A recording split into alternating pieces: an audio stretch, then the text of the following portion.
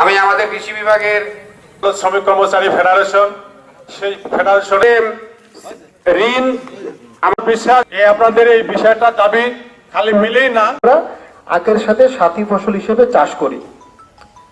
তো আমাকে কিছু বলার জন্য আমাদের সিডিএ আজকে যদি সত্যিকার অর্থে এই বিভাগকে যদি চিনি শিল্প থেকে কৃষি বিভাগে স্থানান্তর করা হয়, রাজস্ব খাতে নিয়ে যাওয়া হয়, তাহলে এই চিনি শিল্পগুলো আগামী দিনে যে রুগ্ন শিল্প ছিল আগামী দিনে লাভজনক শিল্প প্রতিষ্ঠানে পরিণত হবে আমার বিশ্বাস।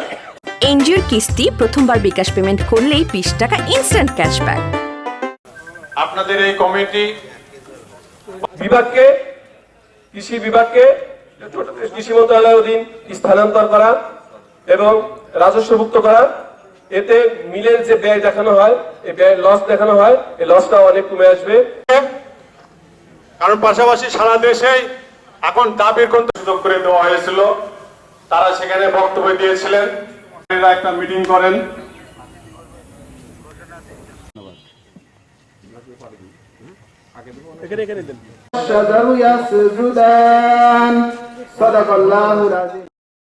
সাময়িক বিচ্ছেদ শক্ত বাঁধন তৈরি করে।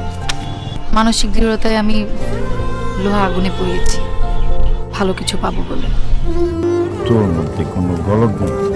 আমার ভুল থাকতে পারে, আমার মধ্যে মিথ্যা নেই। ওরা কি বললো না বললো তাতে কি তোমার এমন রিয়েক্ট করতে হবে? তুমি সব সময় ভালো মানুষ হয়ে থাকতে চাও, তাই না? সবাই ভালো মানুষ। তুমি অযোগ্য।